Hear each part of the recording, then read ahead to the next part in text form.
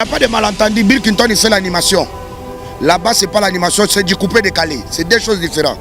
C'est la rousse, casse, talakou, tout ça là. Lui, il ne connaît pas ça. Lui, il ne connaît pas. Il connaît ça, c'est les rythmiques. Voilà, ça, c'est pas. La manège. Ça, c'est pas ça. Ouais, non. Ça, c'est des dos sabado. Hein? C'est des pangos, vous bougez. J'avais dit à Bill Clinton, j'ai dit, monsieur. C'est vrai qu'on est venu défendre la nation congolaise, soutenir, pleurer avec les Chinois, notre famille, pleurer l'icône de la Chine qui est mort. Mais il ne faut pas oublier que quand tu es à Abidjan, Abidjan c'est pas Congo. Voilà, Abidjan c'est Abidjan, c'est la Côte d'Ivoire. Donc il faut commencer par l'hymne national. Voilà. Maintenant d'actualité, on vous a vu, vous avez cassé Abidjan, Abidjan était tombé. Et vraiment, j'ai vu là, ça donnait du flow là, ça donnait du flow et là, c'est toi mon camarade et là, c'est moi je ne retiens même pas le parole déjà là. Et dites-nous. Ça c'est pas l'Antares.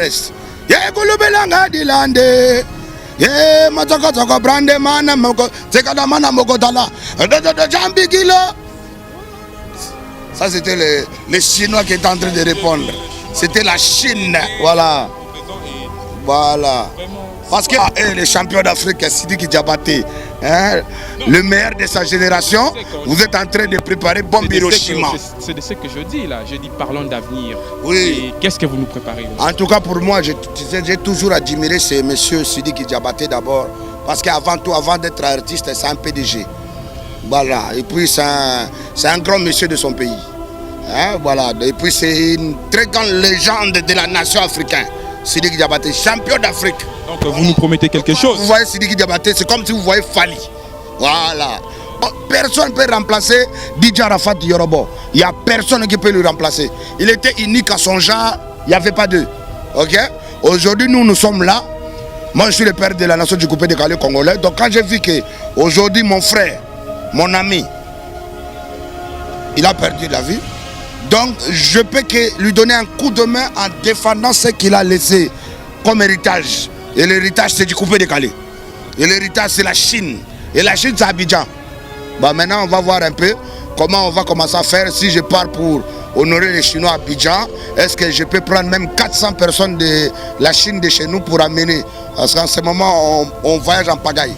Aux personnes qui sont issues de la diaspora, qui dirigent des entreprises, sur le continent, pour le développement du continent, c'est parce que je pense que les multinationales, dont Universal, ont compris que les diasporas adaptaient le business avec plus de pertinence et amenaient les modèles économiques avec plus de pertinence. Il y a des gens qui ont montré la voie, qui ont commencé à signer beaucoup d'artistes très tôt, même Casey qui est là. D'autres personnes qui ont commencé avant que les majors arrivent, moi je les regardais de loin. Et là, on vient avec plus de pertinence. Il y en a beaucoup qui me disent, surtout quand je vais dans le pays de Brice, au Cameroun, ils sont un peu plus, on verra quand il y aura les questions, mais qui sont virulents les Camerounais. Toi-même tu es Camerounais, tu ne peux pas nier. Les Camerounais, ils m'ont beaucoup dit, ah toi en fait tu es un noir. Donc comme ça on pense qu'on a affaire à un frère, mais en fait dedans tu es un blanc. Donc en fait c'est un piège. Moi je pense pas qu'il s'agisse d'un problème de noir ou de blanc. C'est une question d'expérience. On amène une expérience qui est différente et on essaye de...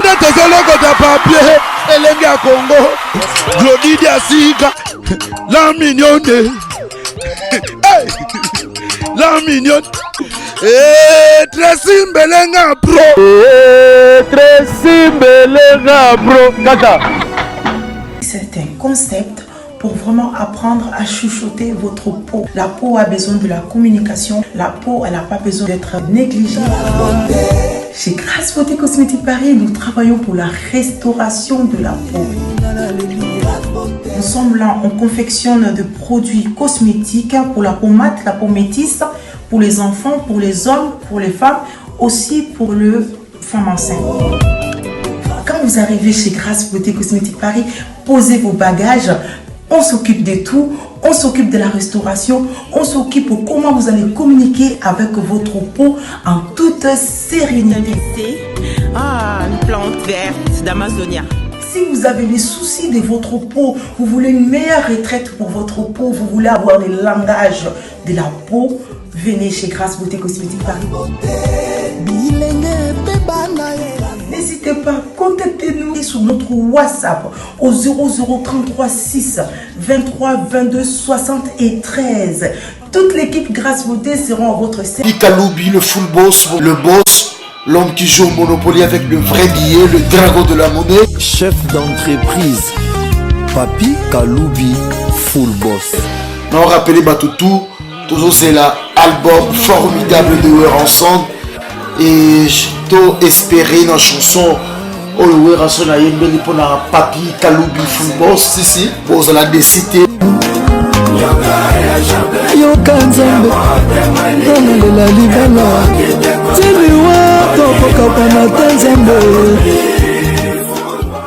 Pas une critique, mais c'est un constat, puisque nous avons eu à beaucoup travailler avec le ministère de la Culture, avec toutes les institutions, la société civile, les opérateurs et acteurs culturels. Et donc, il est nécessaire effectivement qu'on essaye de repenser un peu ce domaine-là, le fonctionnement de ce domaine-là. Dans le programme actuel du gouvernement, le Premier ministre a défini au 15e pilier la culture comme étant un secteur de diversification de l'économie. Ça signifie que ce que nous pensons de l'industrie, que ce soit l'industrie musicale, l'industrie cinématographique ou les arts plastiques et le reste, constitue effectivement un facteur de développement économique du pays. Mais dans le cadre de l'installation ou de la création de cette industrie musicale, parce qu'il s'agit de la musique ici, qu'est-ce que vous pouvez préconiser par rapport ou proposer? Déjà, on sait très bien que ce n'est pas les décideurs qui peuvent nous écouter, effectivement, mais il y a en même temps aussi des partenaires qui peuvent travailler à la mise en place d'un système qui pourrait effectivement relayer cette volonté ou cette vision du gouvernement par rapport à la création de des industries culturelles et créatives.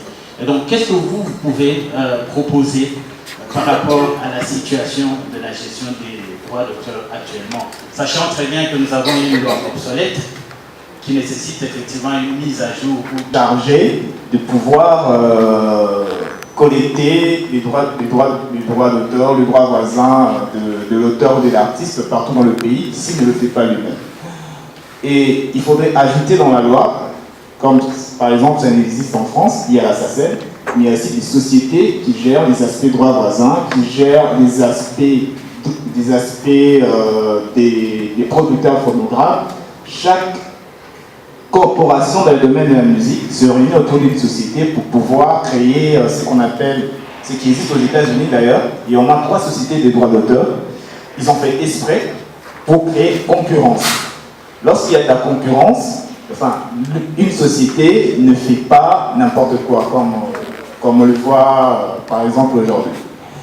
Et il y a cet aspect où... Alors, la première intervention, c'est pour les 2 intervenants. Je suis d'abord en train de regretter qu'il n'y ait pas un membre de la SOCOTA dans ce panel. Je crois que ça pouvait être utile pour une meilleure confrontation. Alors, vous parlez du rôle de l'État comme régulateur. Alors, est-ce que vous pouvez être un peu plus spécifique, donner plus de détails sur des actions, par exemple, qui justifieraient ce rôle de régulateur de l'État? Alors, la deuxième question, c'est directement vers vous, Monsieur Joe. Vous parlez d'une plateforme de streaming que vous êtes en train de vouloir lancer très bientôt. Alors, est-ce que vous êtes là pour aider les artistes qui s'autoproduisent, ceux qui n'ont pas de producteurs, ou bien vous voulez travailler avec, d'un côté, les artistes qui s'autoproduisent, et d'un autre côté, les artistes sont déjà un producteur? Alors, si c'est le cas, avec les artistes sont déjà des producteurs, comment vous faites ça? Comment vous coopérez avec eux? Est-ce qu'il n'y a pas de problème? Est-ce que du côté du producteur, on ne vous perçoit pas comme quelqu'un qui vient faire ombrage à la collaboration entre eux et leurs artistes? Comment est-ce que vous collaborez en fait? Donc voilà, merci. Merci. Il y a un monsieur juste à côté qui souhaite poser une question également. Merci pour la parole accordée. Jean-Louis Opango, avocat et entrepreneur en droit numérique. Ma question est adressée directement à Jean-Louis Loula. Je voudrais savoir si on peut espérer qu'il y a une procédure qui a déjà été déclenchée par rapport à l'arrêté. Et est-ce que peut-on encore espérer à l'aboutissement de cette procédure? Voilà ma question. Merci. On va commencer par la première question. Qui souhaite répondre à la question? Le streaming, c'est quoi le streaming? Alors, c'est vrai que bon, le streaming, c'est anglais, ok? Donc, ça vient de stream, to stream. Stream, c'est... Quelqu'un peut m'aider? Flux. C'est le flux, merci. Donc, c'est le flux de la musique de manière numérique, ok? Donc, ici, c'est quoi? C'est que, je vais peut-être répondre à la deuxième question aussi en même temps.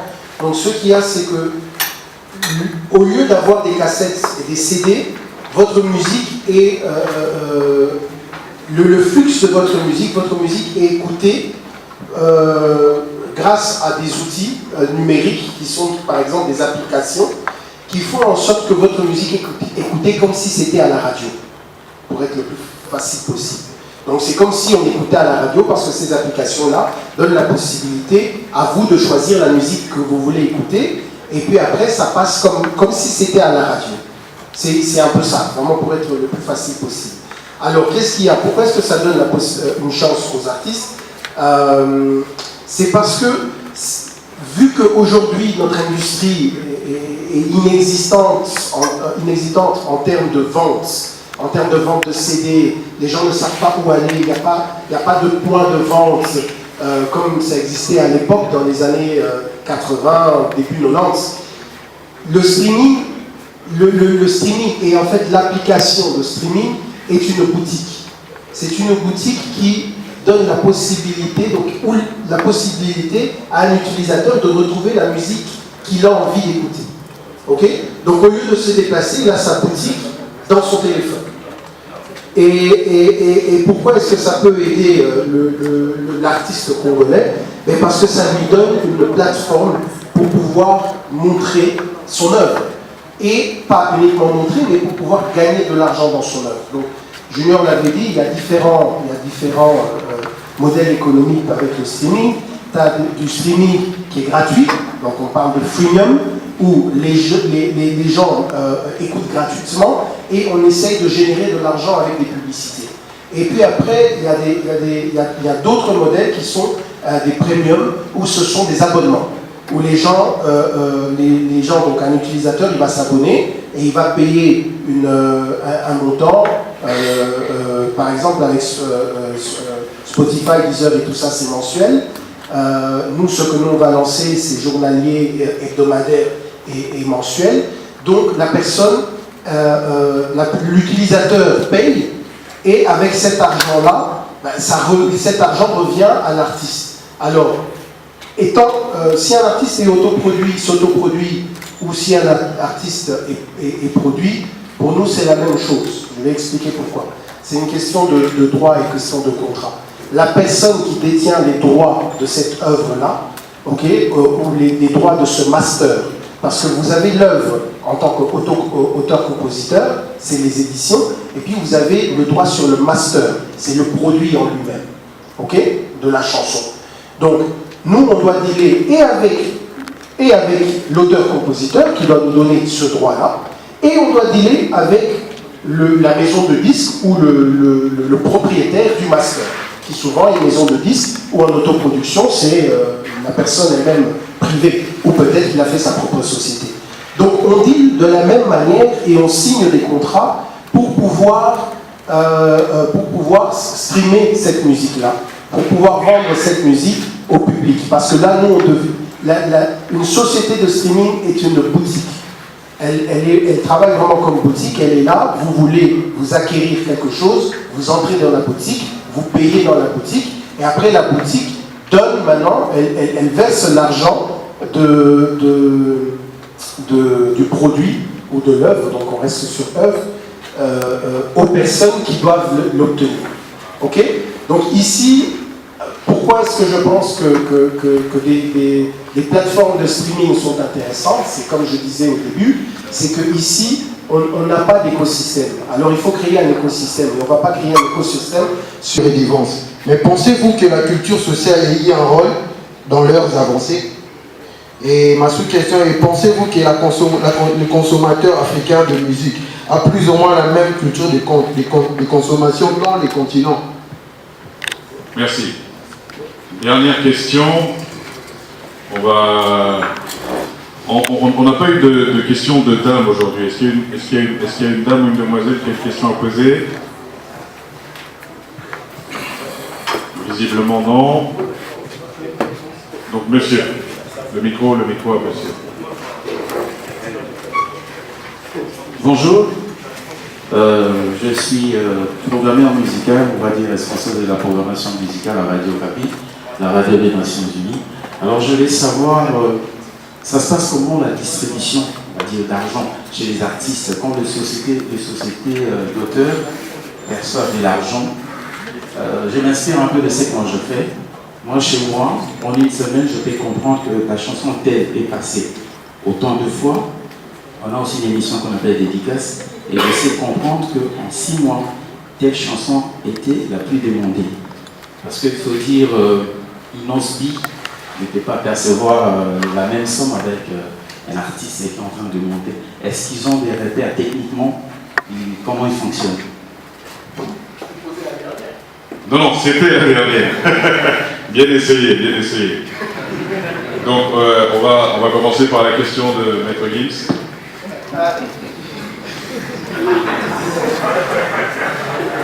Je vous pose quand vous voulez. Alors, votre question est bonne, elle est pertinente, mais je pense qu'elle correspond à un autre panel. Parce que vous parlez de distribution, vous avez parlé de distribution et de la conséquence par rapport en propriété intellectuelle. Merci d'être avec nous ce jour pour l'African Music Forum, deuxième édition organisée par Boraï Music. Je vous prie d'applaudir s'il vous plaît. On remercie toute l'équipe de Boraï pour cette belle opportunité. On va continuer à parler droit d'auteur, on va parler éditeur. Plus précisément, ce sera dans quelques instants à la médiathèque, juste à côté, avec Michel Duval. Donc je vous prie de sortir de la salle et de prendre la direction de la médiathèque tout de suite pour la suite de cette première journée de l'African Music Forum à Kinshasa.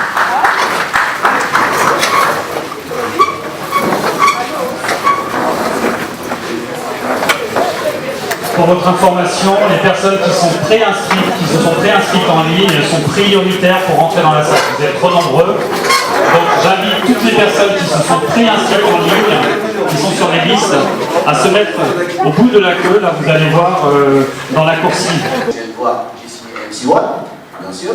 S'il faut toujours quelque chose. Quand j'ai dû faire mal à Moussa et je vous aussi, excusez-moi, mais je vous aime. C'est du business. Donc, quand je viens à l'Afrique centrale, je signe. Romaric, ne me cherche pas, s'il te plaît. C'est d'abord mon frère.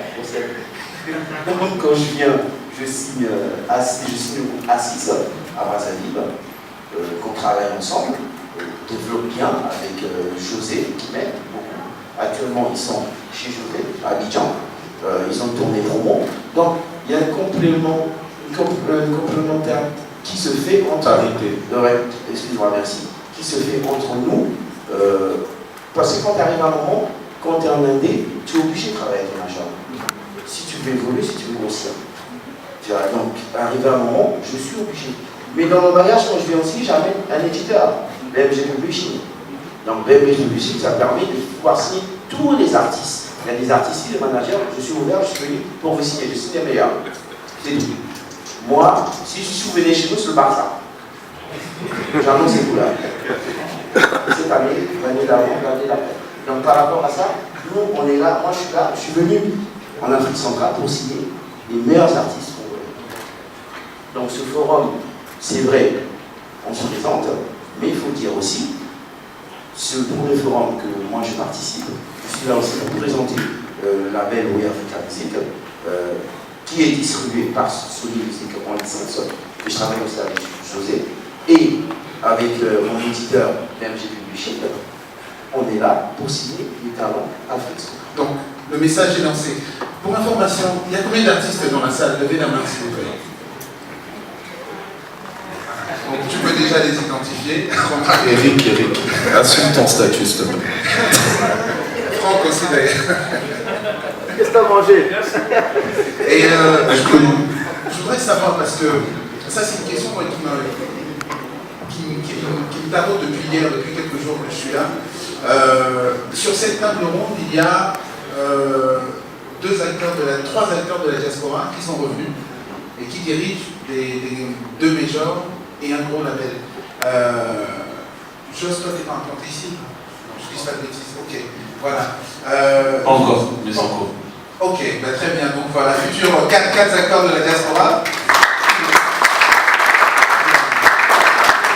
Je voudrais savoir, justement, vous qui arrivez comme ça de l'autre côté de l'Europe, qu'est-ce que vous emmenez de particulier qu'il n'y avait pas ici? Et qu'est-ce qui fait que vous retrouvez à la tête de ces maisons de disques? Et du coup, qu'est-ce que vous apporte à ces artistes aussi d'une certaine manière, de par votre expérience? Qui peut y répondre? Ouais, ça, c'est vraiment... Qu'est-ce qu'on apporte? Bon, déjà, la question c'est de savoir si on est vraiment parti. Moi, je suis jamais vraiment parti du continent. J'ai toujours axé mon développement de business, pour ceux qui me connaissent, orienté vers le continent. À l'époque où personne ne voulait venir en Afrique parce qu'ils avaient peur, il y a des maladies. Je parle d'artistes africains. D'origine africaine, il y a des maladies, on voit machin, est-ce qu'il y a de la lumière? On était sur le terrain. Il y avait d'autres personnes qui étaient là avant nous, même des Congolais, parce que par exemple, il y avait même Christian Alende à l'époque avec les gars de Issa Production, Secteur 1, tout ça, qui avaient déjà initié des choses. On voyait ça de loin, on a essayé d'améliorer le modèle. Je ne pense pas qu'on propose énormément plus de choses que les personnes qui sont natifs du continent. On a juste eu l'opportunité de se confronter à une expérience à l'extérieur du continent. Et donc on ramène peut-être cette expérience avec, si vous dites qu'il y a autant de personnes qui sont issues de la diaspora, qui dirigent des entreprises sur le continent pour le développement du continent, c'est parce que je pense que les multinationales, dont Universal, ont compris que les diasporas adaptaient le business avec plus de pertinence et amenaient les modèles économiques avec plus de pertinence. Il y a des gens qui ont montré la voie, qui ont commencé à signer beaucoup d'artistes très tôt, même Casey qui est là, d'autres personnes qui ont commencé avant que les majors arrivent. Moi je les regardais de loin et là on vient avec plus de pertinence. Il y en a beaucoup qui me disent, surtout quand je vais dans le pays de Brice, au Cameroun, ils sont un peu plus, on verra quand il y aura les questions, mais qui sont virulents les Camerounais. Toi-même tu es Camerounais, tu peux pas nier. Les Camerounais, ils m'ont beaucoup dit, ah toi en fait tu es un noir, donc comme ça on pense qu'on a affaire à un frère, mais en fait dedans tu es un blanc. Donc en fait c'est un piège. Moi je pense pas qu'il s'agisse d'un problème de noir ou de blanc, c'est une question d'expérience, on amène une expérience qui est différente. Et on essaye d'accompagner en mélangeant les modèles. C'est-à-dire que ce n'est pas un préconçu où on amène un modèle européen en Afrique et il serait tout de suite adaptable. C'est magique qu'on amène un modèle qui a marché en Europe. Par exemple, le stream, ça ne marche pas du tout. Pour l'instant, en tout cas, je pense que c'est un peu prématuré, mais je pense que ce sera abordé dans d'autres panels. Mais on amène un modèle qu'on essaie d'adapter. Nous, les gens de la diaspora et les amoureux de l'Afrique. Par exemple, je disais à Marie tout à l'heure que je pense qu'elle aborde la gestion de l'Institut français de Brazzaville avec beaucoup de pertinence et d'inclusion locale. C'est peut-être ça. On fait avec les frères. On vient jusqu'à ici, parfois à nos frais, pour discuter avec les frères et dire venez avec nous, on va essayer de construire nos propres marchés. Voilà, je pense. Okay. Merci. Sidikou, toi qui viens de la communication, je reviens vraiment je recentre un peu le débat sur notre thématique. Toi qui viens de la communication, on a parlé hier, je pense, et je pense que ça a été un peu abordé par, comment ça s'appelle, par Moussa quand il parle de celebrity marketing dans son service. Toi tu nous disais hier, il serait intéressant, parce qu'aujourd'hui les artistes travaillent avec des marques qui sont des nouveaux partenaires, d'aller construire des modèles dans ce sens-là et de sécuriser des processus justement qui permettent, parce que en fait on a parlé de tous les métiers, mais on n'a pas parlé des sponsors, parce qu'aujourd'hui ils font partie finalement de la chaîne de métiers. Comment tu envisages justement cette relation, parce que ton artiste Nico, lui est signé chez une marque, comment tu sécurises aussi cet environnement-là aujourd'hui? Bon, comme on avait commencé par en parler hier à Brazzaville, le processus actuel, c'est que vous êtes là et la marque a un besoin, la marque vient vers vous. Donc ce que moi j'ai commencé par énoncer, c'est qu'on travaille à pouvoir aller plutôt vers les marques. Quand les marques viennent vers vous, il y a les pertinences, il y a la réputation internet, les chiffres sont là et ils les sortent. Et après, ils ont les outils de tracking pour évaluer les contrats à chaque fois. Qu'est-ce qu'on veut de l'artiste? Est-ce que socialement il a un bon comportement? Est-ce qu'il a l'influence qu'on espère sur le cœur de cible pour lequel il a été choisi? Est-ce qu'il y a des KPI, des paramètres comme ça qui sont prévus? Et à la fin, si c'est 1 an, si c'est 2 ans, mais je pense qu'on fait une évaluation chaque année. À partir du moment où vous, producteur, vous savez que votre artiste est bon sur un produit, ça veut dire que c'est une recette supplémentaire, vous savez sur quoi vous êtes évalué, vous avez à travailler pour atteindre les objectifs et à les dépasser. L'avantage, c'est qu'au renouvellement, si renouvellement il y a, vous pouvez remonter le cachet de contrat. José, tu fais appel aussi à ce même type de contrat, de dispositif avec les marques ou pas chez Sony Music? Oui, bien sûr, c'est essentiel. Aujourd'hui en Afrique, l'argent rentre par là ou par le live, hein, c'est tout. Donc le bureau marketing est très très important. On a des rapports avec les marques pratiquement tous les jours. On recherche à placer nos artistes, à chercher des sponsors pour les concerts des artistes. Enfin, les marques sont devenues très importantes pour nous. Et aussi en Afrique, c'est l'avantage pour nous, les marques aiment bien la musique, utilisent beaucoup la musique, les artistes sont très recherchés. Donc c'est vraiment un pan important du métier. Joss, toi qui est basé à Paris mais pas encore ici, tu viens avec Randy, tu viens avec Dadju, tous tes artistes, tu les fais jouer sur le continent. Les marques endorsent les concerts de tes artistes. Comment tu arrives à gérer cela en fait finalement depuis la France? Est-ce que tu passes par quels sont les partenaires que tu mobilises pour sécuriser finalement, 1, le concert ici, 2, la promotion de ce concert via les marques, en tout cas le sponsoring de ce concert, pardon. Alors ça va dépendre du pays où on est déjà. Après ce qu'il faut savoir, c'est que moi sur la partie tournée africaine et le reste du monde, je suis associé avec Nasprod qui m'accompagne depuis quelques années maintenant sur les artistes et qui nous permet d'aller un peu plus loin en termes de concert. Maintenant, donc, comme je te disais, en fonction du pays où on va chercher toujours à avoir la meilleure personne implantée dans le pays même qui gère les sponsors, qui gère le marketing, les SAF, enfin, tout ce qui est mis en avant. Et on s'attache à lui, on deal avec eux directement pour avoir un day-to-day de comment avancent les choses, quel est le nombre de places qu'on vend, etc. Et on fait comme ça à chaque fois sur chaque pays. Quoi. Généralement, c'est tout simplement ça. D'accord. Merci. Moussa, ancien tourneur, parce que producteur de... Tu as été tourneur, producteur de spectacle? Ouais. Aujourd'hui, tu englobes justement ces différents métiers. Vous avez Universal Live, qui s'est déployé comme une branche de ton activité, en tout cas de votre activité, pardon. Comment est-ce qu'Universal Live, justement, travaille? Parce que ce qu'on voit, ce qu'on observe depuis quelques temps, c'est que ce ne sont pas que les artistes universels que vous produisez, en tout cas pas que les artistes universels africains que vous produisez. Et finalement, comment vous organisez ces tournées depuis Abidjan? Parce que voilà, tu ne peux pas être partout, parce qu'il n'y a pas encore des filiales sur les différents territoires, mais comment tu organises ça depuis Abidjan? Alors oui, effectivement, j'ai un passé de tourneur. D'ailleurs, j'ai rencontré la plupart des personnes qui sont ici dans ma fonction de tourneur à l'époque. C'est pareil, hein, je vais rester dans le même registre, il ne faut pas se prendre la tête. Nas, c'est un frère. On a beaucoup travaillé ensemble. D'ailleurs, on a travaillé même sur la fuite avec Nas. C'était l'un de nos régisseurs et de bookers. Ce que j'essaye de faire, nous, on a monté une équipe avec des compétences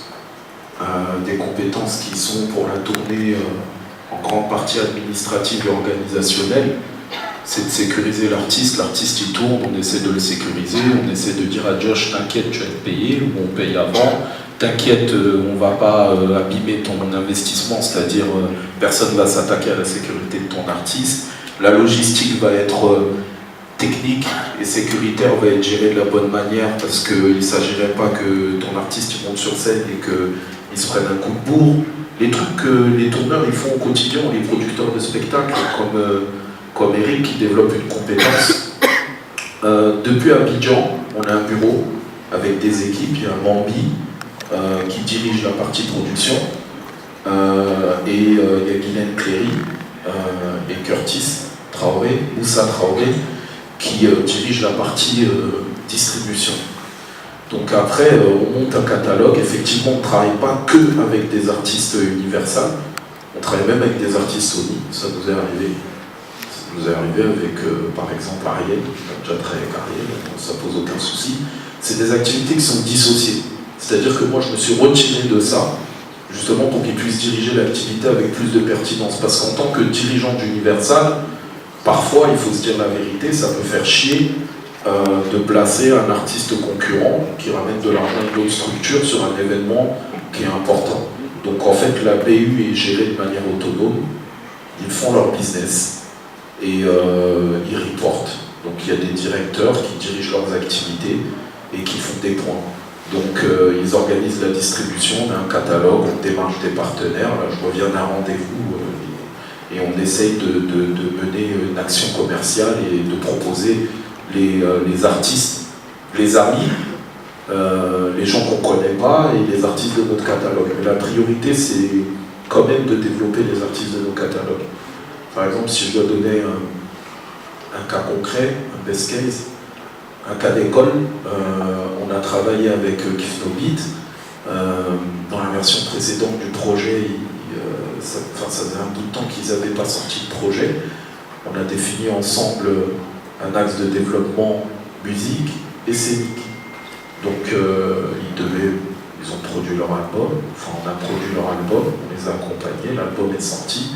On a monté un partenariat avec une marque de Maroc Télécom, Mouf, en Côte d'Ivoire, avec une action de communication sur le terrain qui est liée aux produits que Mouf va défendre. On a fait même un clip remix d'une chanson et ils ont accompagné le concert, donc c'était une opération qui était bénéfique à tout le monde dans le 360 degrés. Ils ont fait le Palais de la Culture à Abidjan. C'était quand? Le 10 août, merci Franck. C'était le 10 août, et comme on dit en Côte d'Ivoire, le Palais de la Culture était bête, il y avait le monde, c'était quoi. Et c'est le seul groupe local, urbain, qui aujourd'hui a rempli 2 fois le Palais de la Culture. Donc on a rempli... Comment? Je chocotte? Excuse-moi. Bon, je vais parler... Non. Donc, le Palais de la Culture, on l'a rempli. Les artistes sont associés, comme par exemple Eric ou fait avec des artistes de son catalogue, ou comme Dadju fait. Ils ont un rêve cher sur l'opération qu'on a menée. Ils ont été rémunérés sur le droit à l'image, ils ont été rémunérés sur le concert, ils ont pris un minimum garanti, et on est très fiers, par exemple, de dire qu'aujourd'hui, Kif No Beat prend un cachet équivalent à un artiste européen quand ils produisent leur concert à Abidjan. Donc là, on a fini la première phase, et on est en tournée qu'on va produire. Quand on distribue, là, ils jouent demain ou après-demain au Burkina Faso. Il y a un mec qui nous appelle, on administre, on envoie un contrat, il paye des acomptes, on sécurise, et puis ils vont sur la route, tout simplement. Ok, merci. On arrive là quasiment au terme de notre échange. Je voudrais qu'on rappelle, Romaric, quelque part, par peut-être un exemple concret d'un dernier développement d'artiste que tu as fait et qui pourrait illustrer finalement un peu ce qu'on a... C'était Beaux-Arts. Comment? C'était pour MC1. Non, MC1 actuellement il est au studio, la première junior. Le premier single arrive justement, je fais un peu tout. Le 25, vendredi 25 octobre. Donc ça compte, on est content, ça soit nous et il va nous en disque aussi pareil, solide. Juste une parenthèse pour revenir, MC1, Suzy aussi fait partie de l'équipe. On est ensemble. Et je dis ça pour nous ça. Mais je vous rappelle encore une fois, les intervenants sont disponibles toute la journée, ils seront là jusqu'à samedi pour la partie speed dating. Nous organisons des rencontres entre les professionnels et vous, professionnels aussi bien sûr, entre professionnels, donc des rencontres de 5 minutes. Donc préparez vos questions, préparez vos projets si vous avez des choses à montrer, ou ce sera des rencontres très très courtes, donc soyez impactants. C'est rendez-vous samedi de 13h à 15h. Voilà, donc je vais prendre les 3 questions, c'est juste comme ça.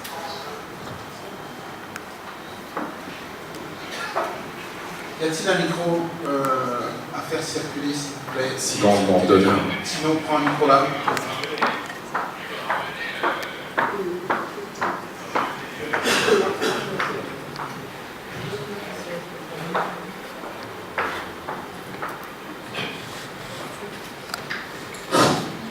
Voilà, moi c'est Rabé une fois de plus. Merci pour m'avoir accordé la parole. Je remercie les orateurs, beaucoup plus M. Moussa. Je tiens à féliciter sincèrement pour ces sages conseils. Et je pense qu'il allait beaucoup plus ne pas se limiter au V. Il allait proposer aux jeunes, pourquoi pas, parce qu'il a souhaité à ce que tout celui qui cherche à professionnaliser le métier, il se lance. Mais il allait beaucoup plus proposer comment faire pour créer des centres de formation. Parce que je pense que la plupart de ceux qui sont ici se sont formés eux-mêmes, auto-formés. Je vous en prie. José, tu peux répondre. Ouais, enfin sur la piraterie, je peux répondre. Parce que bon, je viens d'il y a longtemps. Donc j'ai vécu la piraterie de diverses façons. Je peux te dire qu'il y a un moment, en tant que producteur, on se dit le pirate même, c'est un ami. Grâce à lui, tu réussis des choses. Le pirate a fait des succès en Afrique. Tu vois, celui qui m'a appris ça, il s'appelait Ibrahim Assila, un des grands producteurs africains qui est décédé aujourd'hui. Lui, il arrivait même à organiser sa piraterie. Hein? Il envoyait l'artiste avec la bande, il dit ben, vas-y, il va avoir un tel dans le marché, vends-lui, lui il est fort. Et ce gars-là dans le marché, il faisait le succès de l'artiste, et après lui, il allait en Europe, il revendait l'artiste à une major. Donc, la piraterie, quelque part, on a vécu avec, et on continue toujours à avoir la piraterie, mais aujourd'hui, avec le nouveau modèle, je pense que la piraterie est en train de perdre du terrain, jusqu'à ce que, parce que les pirates sont malins, jusqu'à ce qu'ils trouvent une nouvelle solution pour pirater le système du streaming. Mais voilà, je peux te dire que la piraterie en Afrique a fait des stars et ça continuera encore. Je pense que les nouvelles technologies sont en train de faire reculer la piraterie. Okay. Y a-t-il une autre intervention par rapport à Moussa, brièvement, s'il te plaît? Qu'est-ce que tu as insinué? Rien, on est pris par le temps.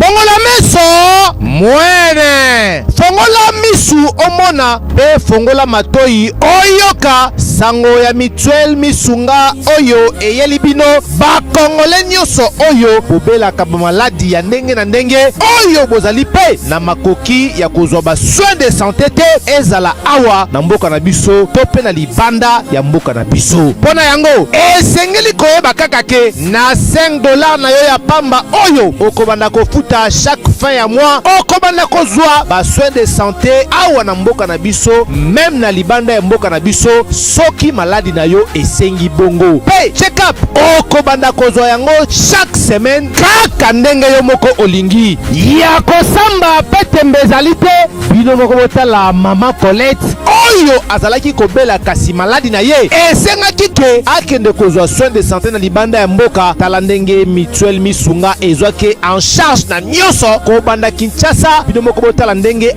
azali komata pepo awa na aéroport ya Njili destination bondimela ngai Afrique du Sud mboka ya Mandela précisément na Johannesburg wapi tango akitaki logement na ye ya qualité ezalaki na maboko ya mutuelle misunga. Bino moko botala condition pardon ya kosamba kutu eza te ebongo check-up na ye na Afrique du Sud to mpe baexamen na ye evalaki kaka na maboko ya mutuelle misunga. Bino moko botala ndenge babali kosala ye contrôle ya nzoto donc maladi nyonso oyo avalaki kobela ebimaki mpe emonanaki misunga asungi mama azongi nzoto kolongono. Boyoka bino moko ndenge mama alobi bandeko soki botali na baimage elongi ya maladi ndenge nazalaki na lelo esengo vraiment namimonaki vraiment ondire naza soki wapi baséjour na ngai banda nayaki ti lelo vendredi nazoyebisa bino très bien bomoni mwa elongi na bongi muke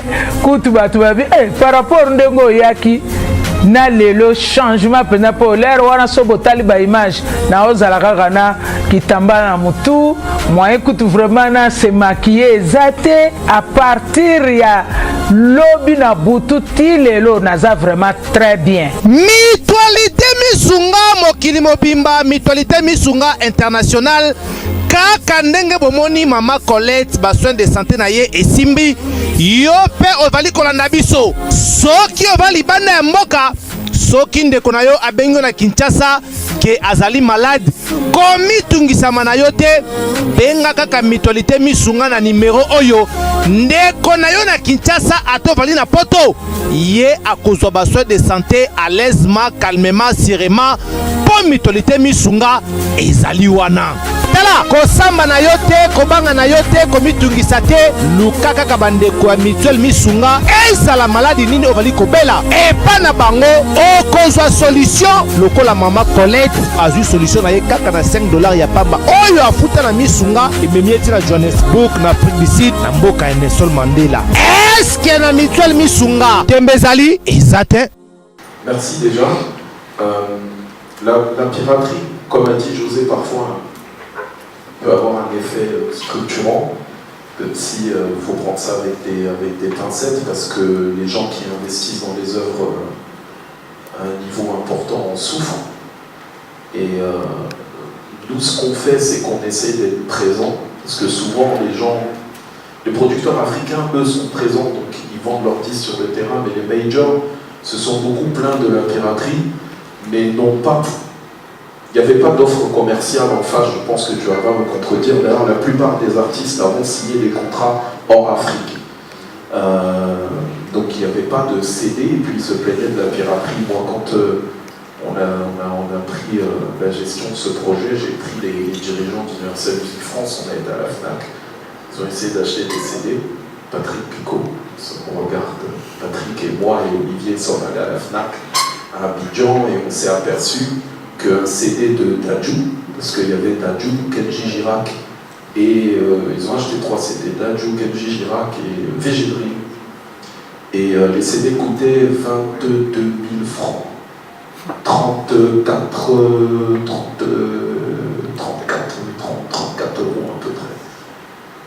Prorata revenu d'un Africain d'Abidjan, 20 000 francs, c'est énormément d'argent. C'est 10 à 30% d'un salaire de quelqu'un. Et moi, c'était volontaire de les amener là-bas. Ils ont acheté le CD. Quand on est arrivé à la caisse, ils ont payé 100 balles. Si ça a calmé un dirigeant d'Universal Music France, ça calme n'importe qui en Afrique. Donc on a revu ensemble l'offre qu'on propose. Et les CD qui sont sortis après chez nous étaient un coût marché. José le fait aussi. Hein. On a vu l'évolution. D'ailleurs, vous avez dit que tu avais vendu beaucoup de CD. Bravo. Donc la FNAC, ils nous l'ont dit. Et on a proposé des CD. Maintenant, même nos références internationales sont arrivées maintenant distribuées en FNAC. Donc Dadju aussi. en dessous de 6500 francs et pour la plupart en dessous de 5000 francs. Donc ça permet à quelqu'un d'acheter un CD d'Arafat à 3500 francs, un CD de Kifobit à 3500 francs. Il y a un océan entre 3500 et 22 000 francs, avec la même qualité de production que ce qui se fait à l'international. On n'a pas ramené des blisters, des CD singles sous blister, c'est des boîtiers cristal, enfin, bref, c'est une qualité de production internationale. Et ça a été un moyen concret de lutter contre la piraterie, par exemple dans la sortie du dernier album de Didier Arafat. C'est-à-dire qu'on s'est donné pour objectif de noyer le pirate. On a envoyé 10 000 CD dans Abidjan, dans toutes les stations-service, dans toutes les FNAC, tous les points de vente, les boutiques canals, pour que les pirates soient dépassés. Quand le CD coûte 5 000 francs à l'époque, quand il est sorti le premier prix avant qu'on le décote, 5 000 francs quand il est sorti, un gars qui est un fan, un CD à 5 000 francs, un CD pirate à 3 000 francs, on en a vendu. Et du coup, on n'a pas vu les gars au feu avec les CD de Didier Arafat. Ils se sont dit que ce n'était pas nécessaire. Je pense que la piraterie, c'est un sujet à prendre très au sérieux. C'est vrai que le digital nous aide à lutter contre ça. Ils n'ont pas encore trouvé enfin, il n'y a pas de plateforme. Il y en a quelques-unes en Afrique. Pareil, tu peux passer un message, arrêtez de mettre vos sons sur les sites gratuits. Ça sert à rien. Vous faites des téléchargements. Parfois, je vois des gens qui m'écrivent, des artistes, oui, j'ai fait 120 000 téléchargements chez nos frères du Bénin. Voilà encore mes meilleurs copains en ce moment. Et pour le coup, j'ai fait 100 000 téléchargements sur Volancourt. Je dis, mais t'as gagné combien? Tu as donné ton œuvre, tu dévalorises la création artistique, tu n'accompagnes pas l'effort que nous, on est en train de mener. Donc en fait, essayons, je pense, tous ensemble de réfléchir. Nous, on réfléchit déjà même sur des sujets des droits d'auteur, etc. Le levier que ça a donné, c'est important. Tu m'as dit bref, mais je ne sais pas faire bref. Donc, le levier qu'a donné cette organisation, et je félicite Beaumaillé et tous les gens qui ont fait l'effort de venir, Joss, etc., toutes les personnes qui sont venues, parce que je pense que c'est un effort collectif qui va nous amener un résultat rapide et que la piraterie, les droits d'auteur et la professionnalisation des professionnels en devenir ou des amateurs de la musique sont les sujets qui vont nous permettre de structurer plus rapidement nos industries et de challenger les Nigérians ou d'autres marchés importants. Merci. On prend deux autres questions.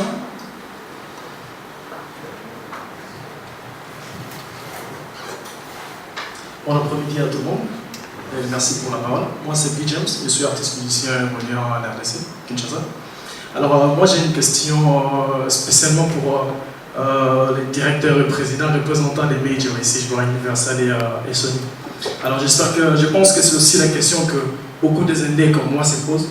Alors depuis un temps on a comme l'impression que les majors, les travails, que les signes que des artistes qui ont déjà explosé. Par rapport à ce qu'on a fait, que j'ai fait moi-même comme remarque ces derniers temps, là on a au Cameroun, vous avez signé Loco, Yayimoko, et après au Nigeria j'ai appris que Yemi Alade aussi a signé dans Universal. Alors j'aimerais poser une question en fait. Vous avez changé de stratégie ou qu'est-ce qu'on fait nous les indépendants qui n'ont pas encore explosé en tant que tel? Donc je me dis on doit se casser un morceau pour avoir aussi une grande exposition pour qu'après on vienne vers vous pour espérer avoir porter notre musique au niveau du monde. Parce que c'est ce que en tout cas personnellement j'ai remarqué, je ne sais pas si les autres l'ont remarqué aussi. On a quand même besoin de majors. Alors, là il n'y a plus de solidarité.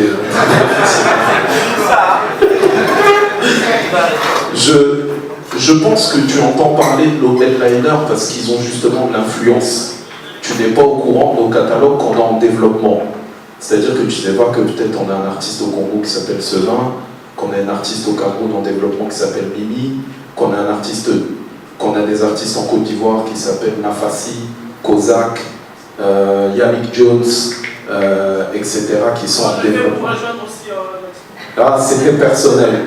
Mais du coup, Mais du coup, on a des artistes en développement, mais comme indique le nom développement, ils sont en cours de constitution de notoriété. Donc ça prend plus ou moins de temps dans le plot pour arriver à une grande notoriété. C'est vrai que, comme je l'ai dit en introduction, on a un métier commercial. On est entrepreneur. Je ne suis pas dans le social. J'ai été il y a longtemps. Ça m'a pas trop réussi. Pas la même vision que moi. On est dans le business. On fait du business. On signe des artistes pour essayer chacun son modèle de business. Il y en a qui ont un modèle de masse. Il y en a qui essaient d'avoir des headliners parce que les headliners représentent une grande part de marché. Aujourd'hui, dans la musique, on est sur à peu près, vous me corrigez si je me trompe, mes chers collègues, on est à peu près sur un 2,80. C'est-à-dire qu'on a 2% de nos artistes qui génèrent 80% de nos revenus. Donc le but, c'est d'attraper l'artiste qui va participer dans ce 2% à générer nos revenus importants. Donc si tu veux, effectivement, il y a des prises de risques, et c'est pour ça que tout à l'heure, j'ai dit que, heureusement que je ne suis pas seul à driver les décisions stratégiques de cette entreprise. Il y a des personnes qui sont vraiment dans le A&R, qui sont des directeurs artistiques et qui viennent nous persuader de signer des œuvres en développement. Maintenant, malheureusement, on ne peut pas signer tous les développements parce qu'on ne saurait pas s'en occuper et qu'on essaye, tant que faire se peut, d'être sérieux vis-à-vis des contrats qu'on engage et d'accompagner les artistes. Mais on a beaucoup de développements, je pense qu'ils sont une dizaine dans nos catalogues, et ils composent la quasi-totalité de nos contrats d'artistes et de licences. Après, on voit Sigila, on voit Yemi, on voit tout ça, mais oui, parce qu'ils ont de la notoriété déjà. Voilà. Mais j'espère que tu viens avec une maquette. Minimum 5 titres. Moi, je pense que c'est peut-être 20. Et Vincent peut ajouter. Bonjour, moi je suis Vincent Kounda, opérateur culturel. Ma question est plus technique et au major. J'aimerais un peu savoir l'Afrique, que représente l'Afrique en chiffres. Parce qu'on n'a pas de tableau de bord. Savoir un peu le marché, ça représente combien. Et demain, l'Afrique va représenter quoi dans le marché musical? Et pourquoi maintenant les majors, vous venez maintenant en Afrique? Est-ce qu'il y a des indices qui donnent que l'Afrique va jouer un rôle, primordial dans le business de la musique, dans l'industrie musicale, où nous tâtonnons encore, on n'a pas d'espoir pour demain? Alors, par rapport à Joss, c'est ça, voilà. Il y a le problème, je crois que vous êtes congolais d'origine, voilà. Il y a le problème combattant en Europe qui fait défaut à nos artistes à jouer dans des grandes salles. Comment vous vous organisez pour combattre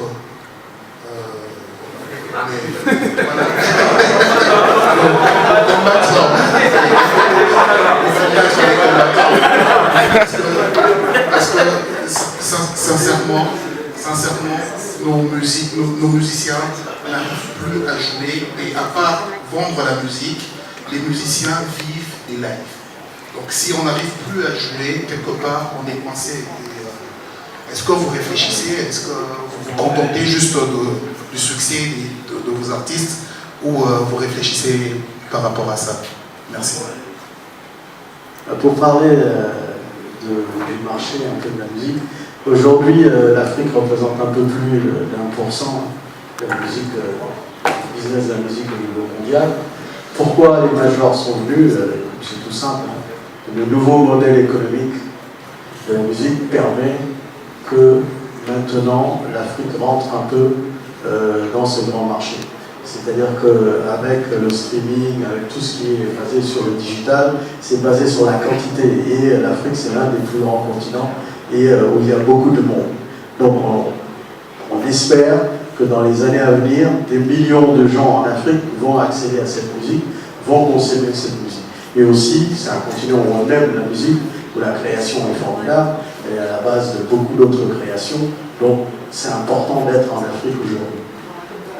Moi, en tout cas, personnellement, je vois un développement à un peu ce qui s'est passé en Amérique latine. Moi, j'ai beaucoup travaillé en Amérique latine. J'ai vu comment la musique a explosé en Amérique latine. C'est-à-dire qu'on est passé de gens qui avaient 2-3 millions de vues aujourd'hui à des gens qui ont 300 millions de vues en Amérique latine, parce qu'il y a une quantité de gens énormes et ils ont accès tous à Internet et ils consomment la musique, et ce qui fait que ça a explosé. Donc on pense qu'en Afrique ce sera pareil. Le frein aujourd'hui, c'est le coût de la data. C'est que le jour où vraiment les opérateurs vont rendre ce coût-là moindre, il y aura plus de consommation de musique. Et surtout le smartphone, c'est l'un des continents où le smartphone est en train de se développer à une vitesse grand V. Donc on pense que l'avenir va être très très bon. Maintenant, il faut, comme on l'a dit aujourd'hui, se professionnaliser. Il faut que les artistes se préparent. Et donc il faut profiter justement de la venue des majors pour justement professionnaliser le secteur et être prêt le jour du boom. Voilà. On pense que le boom arrivera avec la 5G. On nous dit qu'elle est très proche, elle arrive. Donc quand elle sera là, certainement tout va changer. Donc on va s'arrêter sur cette dernière parole finalement. Comment? Ah oui, les questions que j'ose, pardon, les combattants, pardon. Comment tu combats sur les combattants? Il faut demander à Eric Bellamy. Eric, il a réussi ça. Avec Roga depuis 14 ans. Il a fait ça, il a réussi, il a eu le courage. Bravo Eric. Mais il faut le donner le micro. On va lui donner le micro, ça fait. Voilà. On peut. Eric, explique. Comment tu as fait? La question c'est comment on a réussi à combattre les combattants. Comment vous avez réussi à faire le combat? Je suis producteur de spectacles d'une société qui s'appelle Guma Production. On fait beaucoup d'urbain depuis 10 ans et de plus en plus aussi de musique africaine. Le développement des tournées en Afrique, d'artistes venus de France et aussi d'artistes africains qu'on va essayer de reprendre l'activité finalement de promoteurs d'artistes africains à Paris, ce qui était devenu très compliqué, spécialement avec le Congo. Donc j'ai fait plusieurs concerts et la pierre angulaire ça a été effectivement le concert Roga à Paris de l'année dernière, où on a vraiment, ça a été très compliqué parce qu'au départ on devait faire au Bataclan. On a eu de telles pressions qu'on a été obligé d'aller à Montreuil puisque les combattants ont mis une énorme pression sur la salle. Et à Montreuil, on a tenu parce que le directeur de la salle nous a fait confiance.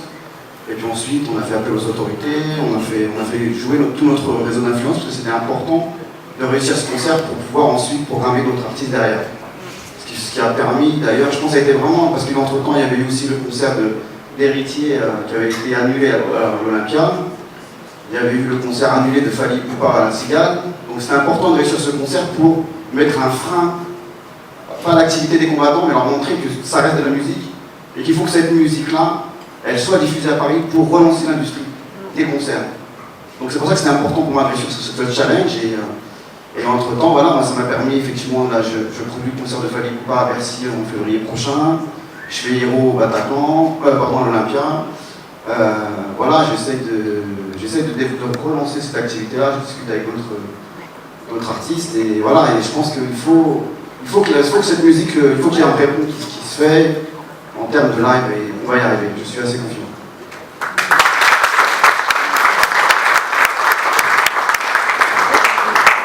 Finalement, je pense qu'on a eu la recette pour combattre les combats. Voilà. Donc nous arrivons donc à une conclusion heureuse. Je vous disais qu'il y avait beaucoup d'espoir. Toi aussi, tu viens de nous donner une note d'espoir. Donc je vous demande d'applaudir tous ces intervenants.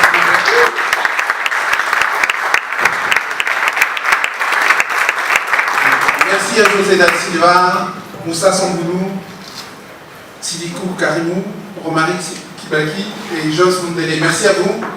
Et rendez-vous dans quelques minutes dans la médiathèque pour la keynote de Magali Wona sur la présentation de son livre sur le management d'artistes en Afrique.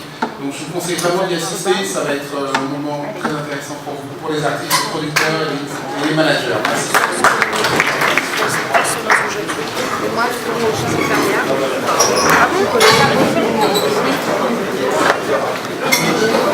Ça c'est du potable. Universal and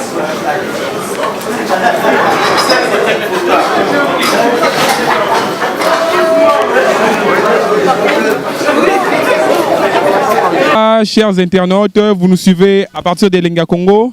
Pour aujourd'hui, on reçoit pour vous Yoro Swag. Donc il était avec nous aujourd'hui au forum d'Afrique aujourd'hui. Il était avec nous et il va aussi nous parler de ce qu'il a fait comme exploit à Abidjan. J'espère que vous étiez nombreux de suivre ce qu'il a fait comme exploit à Abidjan et il est là avec nous. Donc bonjour Yoro. Ouais, salut. Bon, écoute, laisse-moi te rappeler. J'ai les Djadja Bogos de Elenga Congo. Là, il faut comprendre. Hein. Je te rappelle. Trop busy avec lui. Voilà. Bon. Yoro, tu étais à Abidjan. On vous a vu à Abidjan. Aujourd'hui encore, on vous a vu. Là, vous êtes un peu partout. Je ne comprends pas là. Et vous défendez vraiment l'honneur, le drapeau, vraiment comme je peux le dire. Et dites-moi, comment vous avez trouvé la journée d'aujourd'hui? Vous savez, déjà, il faut d'abord commencer. Bonjour les pères de la nation du coupé-décalé. On a vu que vous étiez parmi les grandes personnes qui veulent du développement et du changement de la musique urbaine congolaise. Il faut d'abord commencer comme ça parce qu'aujourd'hui, pas seulement d'être le père de la nation, le dieu du coupé-décalé congolais, mais en même temps, je suis quand même manager, producteur de beaucoup des artistes. Vous avez vu aujourd'hui, ils sont sortis en coulisses, ils sont sortis du ghetto, je les ai valorisés. Moi, je suis comme une centre d'accueil et d'orientation. Voilà. En tout cas, c'est vraiment une très bonne chose. Là, vraiment, je comprends que vous êtes en train aussi de soutenir la jeunesse congolaise. Oui, bon, pourquoi pas. Vous savez, moi, j'ai toujours dit, quand moi, je suis arrivé dans la musique urbaine, j'avais trouvé, il y avait des Bebson de la rue, de Macha Dixon, de Luxus Légal. Après, leur époque seulement là, c'est moi-même qui les a fait descendre. Voilà. Donc, je leur ai dit, bon, maintenant, je vais vous dormir. Voilà, depuis dire que vous êtes seul au trône là. Non, au trône, ça fait plus de 5 ans. D'abord, je suis le premier à sortir un son afrobeat congolais. Donc quand vous parlez un peu de la musique urbaine, hein, il faut penser à qui avait commencé ça. Yoro Swag. Vous avez oublié? À l'époque, là, Gaz Maouete ne faisait pas encore la musique, ni Nosby, ni tout ça là. Mais quand même, il faut dire qu'ils sont à louer, ils sont à féliciter. Voilà, donc c'est justement, il faut que il faut pas oublier l'histoire. Donc aujourd'hui, c'est vrai qu'il y a beaucoup d'enfants, mais il ne faut pas oublier, il y a aussi les Koroye. Voilà. m'a bloqué. Faut pas oublier. Hein? Après, bon, il y a eu beaucoup d'enfants qui ont intégré la masse. Aujourd'hui, on a vu que nous, on ne peut plus défendre la nation congolaise. On va maintenant défendre la nation africaine. Donc je défends Brazzaville, Congo, Côte d'Ivoire. J'ai maintenant beaucoup de responsabilités. Essayons un peu de parler d'actualité. On vous a vu aujourd'hui à Africa Music Forum. Dites-nous quel est votre apport dans cette forum. En tout cas, l'année passée, l'année dernière, j'avais vu de loin. Mais j'ai vu qu'il n'y a pas de la différence, quoi. Il n'y a pas eu de changement. Je crois qu'on a parlé le même truc. Donc c'est un peu... Ils doivent revoir certaines choses parce que ce n'est pas un peu trop créatif. Parce que ça même, on a parlé à peu près des mêmes questions, mêmes réponses, on avait déjà entendu ça. J'aime pas répéter le même disque à tout moment. Donc prochaine fois, j'espère qu'ils vont améliorer mes forces. Vous savez, on essaye seulement de trouver comment faire sortir nos jeunes talents du ghetto. Voilà, c'est ça un peu. Mais en tout cas, force à la famille. Moi, quand j'ai entendu forum, j'ai dit, bon, il n'y a pas de problème. Je vis avec mon ami, le manager de Dadju, Joyce. Il m'a fait, Yoro, viens, il faut être là. Quand vous savez, j'ai été traumatisé par les jets, les avions, les business class, tout ça là. Traumatisé par Sidiki Diabaté. On va aussi parler de ça, de Sidiki Diabaté, parce que là, et on va aussi parler de Daphné. On va aussi parler de Daphné parce qu'on a presque tout vu. Hein? On avait presque tout vu. On va aussi parler de Daphné. Daphné, dans cette vidéo-là, moi, je ne suis pas facile. J'ai l'impression que Daphné est tombé amoureux de vous. Bon, moi, il n'y a pas que Daphné. Vous savez, aujourd'hui, on peut voir des artistes. Il y a déjà des artistes qui ont été là comme fanatiques avant de faire la musique. Alors, vous voulez dire que vous êtes un charmeur? Mais oui. Moi, quand quelqu'un regarde...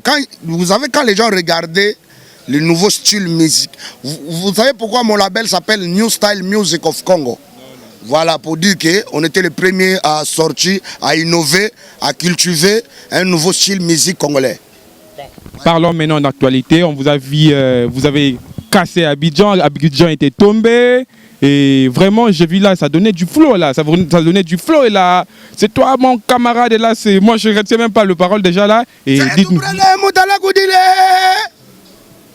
Ça, c'est pas l'Antares.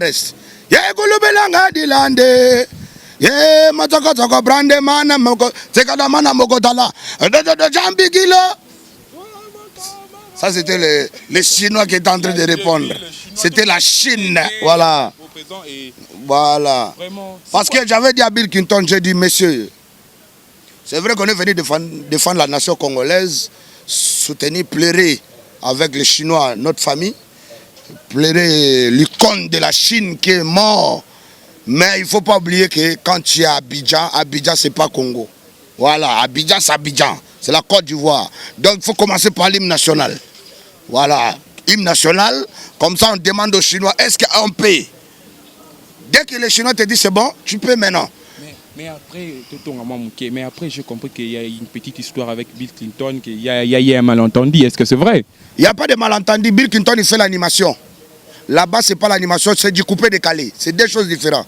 C'est la rousse, casse, talakou, tout ça là. Lui, il ne connaît pas ça. Lui, il ne connaît pas. Il connaît ça, c'est les rythmiques. Voilà, ça, c'est pas. Ça, c'est pas ça. Non. Ça, c'est des dos sabado.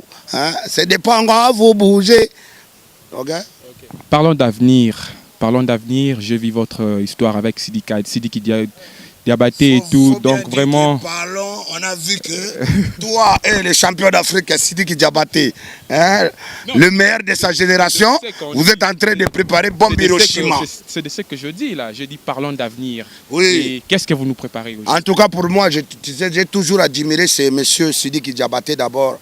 Parce qu'avant tout, avant d'être artiste, c'est un PDG. Okay. Voilà. Et puis, c'est un grand monsieur de son pays. Hein, voilà. Et puis c'est une très grande légende de la nation africaine, Sidiki Diabaté, champion d'Afrique. Donc voilà. Vous nous promettez quelque chose. Vous voyez Sidiki Diabaté, c'est comme si vous voyez Fali. Voilà. Donc c'est comme ça. En tout cas, on a préparé, on est en train de préparer. Bien, on a dit on va sortir ça avant décembre. Parce qu'on voulait que la Chine puisse trouver un peu place à la joie. Vous savez que la Chine a perdu son icône. Voilà, donc qui veut dire que là, on doit consoler la Chine. Il faut bercer la Chine. Vous remplacez quand même l'icône. Non, je ne remplace pas. Je vais seulement défendre ce qu'il a laissé. Okay. Moi, je ne vais pas remplacer. Personne ne peut remplacer DJ Arafat Yorobo. Il n'y a personne qui peut le remplacer. Il était unique à son genre. Il n'y avait pas d'eux. Ok? Aujourd'hui, nous sommes là. Moi, je suis le père de la nation du coupé décalé congolais. Donc, quand j'ai vu qu'aujourd'hui, mon frère, mon ami, il a perdu la vie. Donc, je peux que lui donner un coup de main en défendant ce qu'il a laissé comme héritage. Et l'héritage, c'est du coupé décalé. Et l'héritage, c'est la Chine. Et la Chine, c'est Abidjan.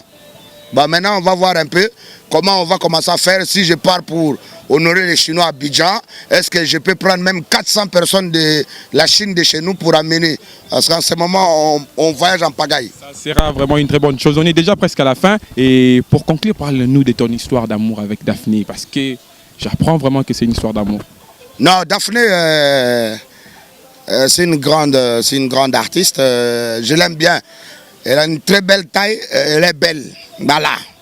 Donc je demande à toute la nation camerounaise et les Camerounais, il faut le soutenir. C'est une femme, elle sait très bien chanter et surtout, elle bouge comme une Américaine. Hein. Elle bouge où? Elle bouge là. Où? Au podium? Non, elle bouge au podium. Mais elle bouge bien. Oui, mais il y a une vérité. Elles ont bougé. Je ne sais pas savoir les histoires. Quand tu vois les baleines en train de faire les jojojo, il ne faut pas les poissons, petits poissons, commencer à chercher où ça a commencé Kalalou Kolo. Ok? Merci. Vous appréciez seulement ce que vous êtes en train de voir. Merci beaucoup, voilà. Merci beaucoup, donc, Yoro.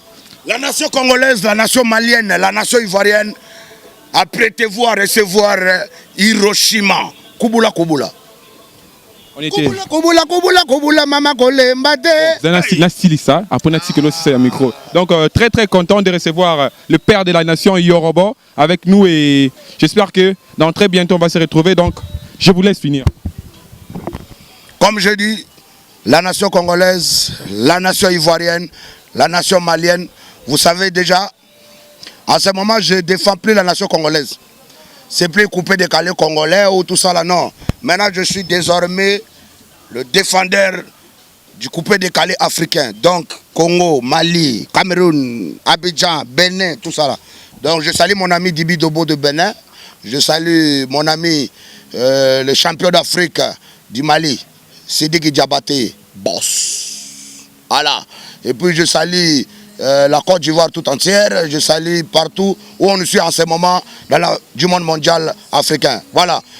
Je vous ai dit un seul rendez-vous à ne pas manquer à partir du 15 novembre. Voilà.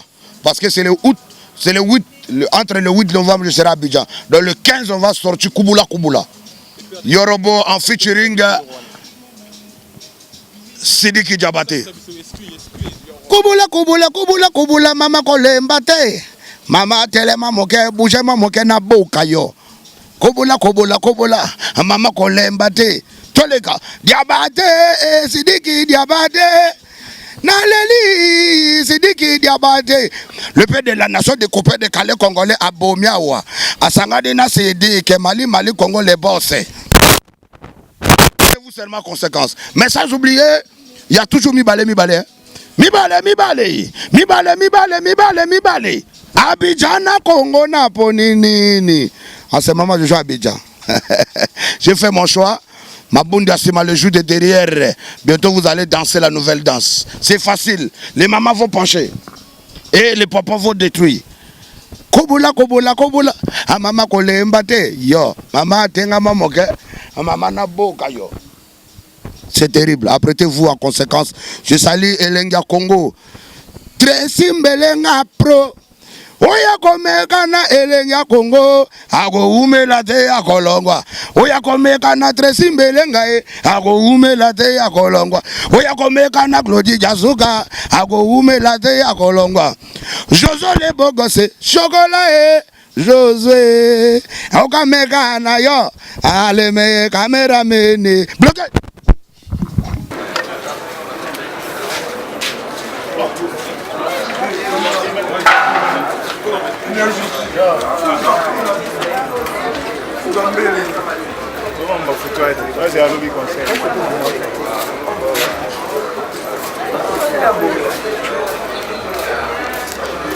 Dernière partie. Elenga Congo, Glody Diasika, la mignonne, la mignonne, Tresimbelenga pro, Tresimbelenga pro, Kaka.